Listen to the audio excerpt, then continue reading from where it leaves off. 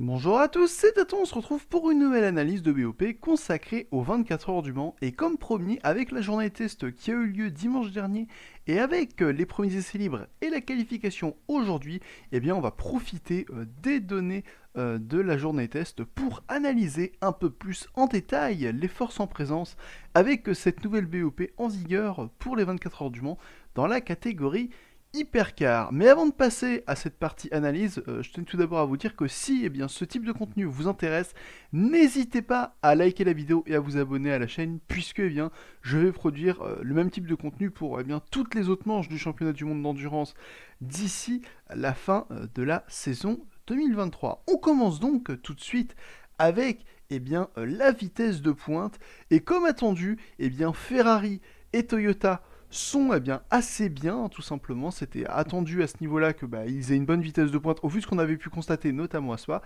Eh bien, c'est le cas. Glickenos, dans la même tendance que Aspa, mais également comment l'an dernier. Peugeot, finalement, se débrouille assez bien compte tenu des difficultés qu'on avait pu voir sur la 9X8 l'an dernier en fin de saison. Donc, on peut vraiment dire que le problème de vitesse de pointe qu'avait Peugeot est véritablement résolu, enfin du moins est quasiment à 100% solutionné. Ensuite, derrière, là par contre, on a deux choses assez intéressantes que l'on peut voir. C'est que Cadillac et Porsche sont un peu en retrait, c'est-à-dire vraiment il leur manque quelques kilomètres heure. Alors c'est peut-être justement la bonne aspiration qui a fait que Toyota, Ferrari, etc. étaient devant, mais moi je pense plus qu'il y a quand même un petit manque de vitesse de pointe de leur côté, donc à voir ce que ça donnera en course, mais en tout cas voilà, que Toyota et Ferrari semblent avoir quand même un avantage assez net sur Cadillac et Porsche à ce niveau-là. Et comme attendu, on a bien sûr Van Wall qui est une voiture qui semble manquer un peu de puissance. Enfin, en l'état actuel de la BOP, il semble leur manquer quelques kilowatts pour être au niveau des autres. Donc ça, voilà. Malheureusement, ils vont devoir faire avec pour cette course de 24 heures de Mans. Mais malgré tout, ils sont pas si loin que ça, je dirais, en vitesse max. Ils prennent que 10 km/h.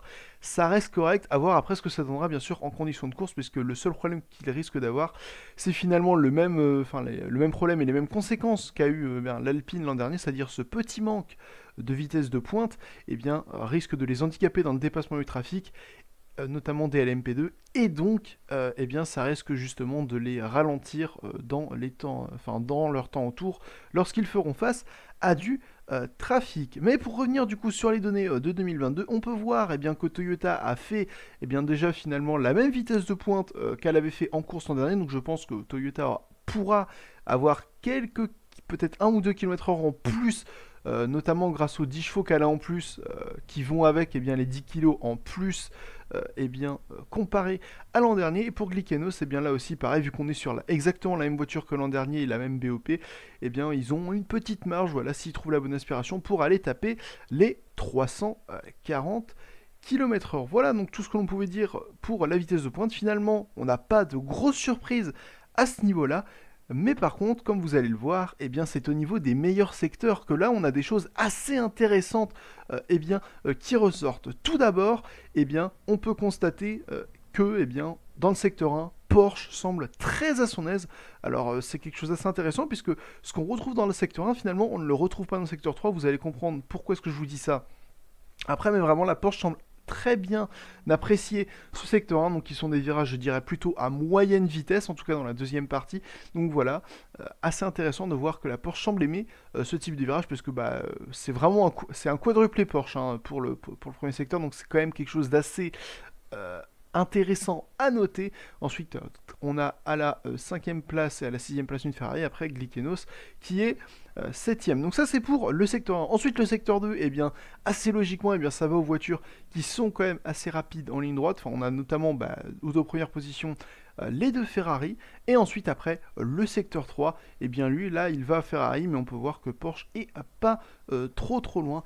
Et donc la chose en fait qui est assez intéressante de constater à ce niveau-là également, c'est que comparé à 2022, on a des temps autour qui sont extrêmement proches.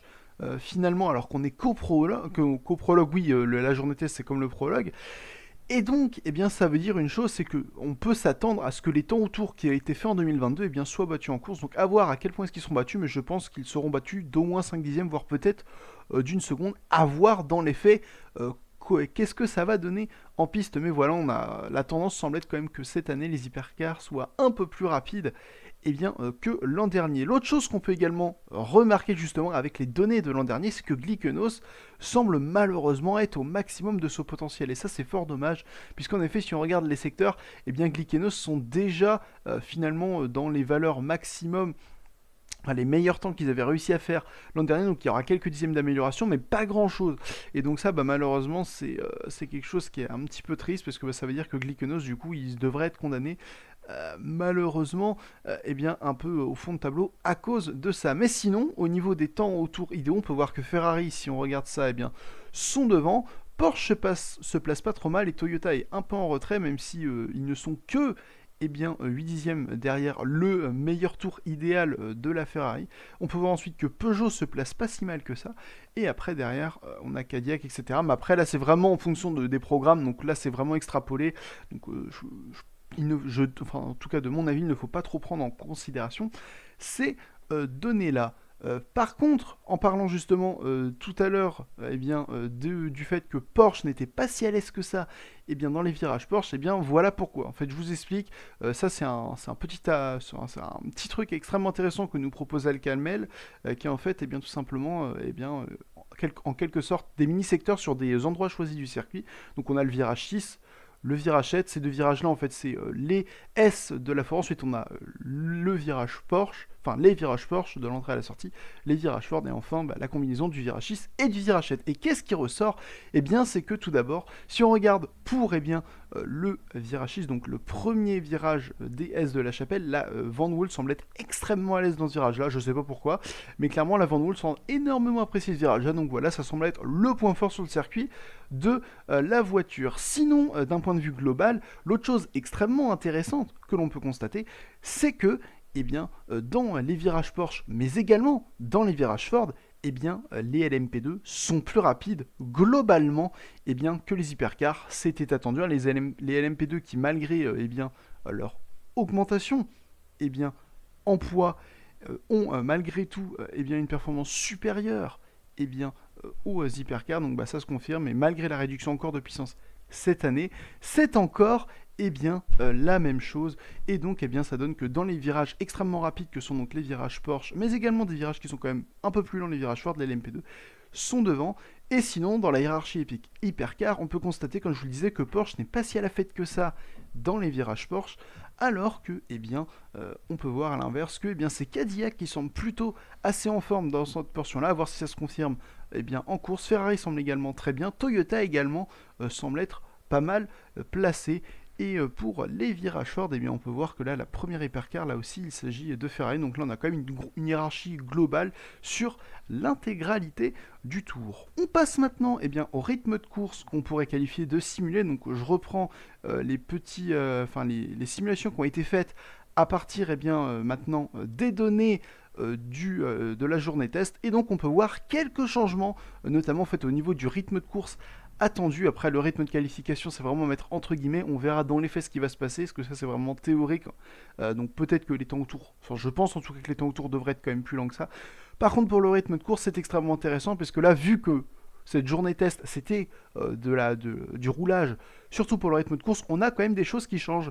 Tout d'abord, on peut constater que finalement, la hiérarchie semble bien plus proche que ce qu'on pensait entre Toyota, Ferrari et Cadillac ainsi que Porsche, alors que jusqu'ici on avait quelques dixièmes, on était en dessous de la seconde à 6 dixièmes de mémoire pour les deux LMDH que sont Cadillac et Porsche. Et là désormais, en rythme pur de course, on est tout simplement en 2 dixièmes entre Toyota qui serait la première force jusqu'à Cadillac qui serait la quatrième. Ce serait absolument démentiel. Peugeot aussi fait un gros rapproché. Peugeot semble avoir un très bon rythme sur le circuit, donc entre guillemets heureusement ce qu'ils ont dit se confirme. Leur concept est adapté au circuit, et le plus adapté en tout cas au circuit du Mans, et donc ils sont pas trop loin, ils sont seulement un peu plus d'une seconde en rythme de course. C'est franchement pas si mal au vu de ce qu'on a vu au début de saison.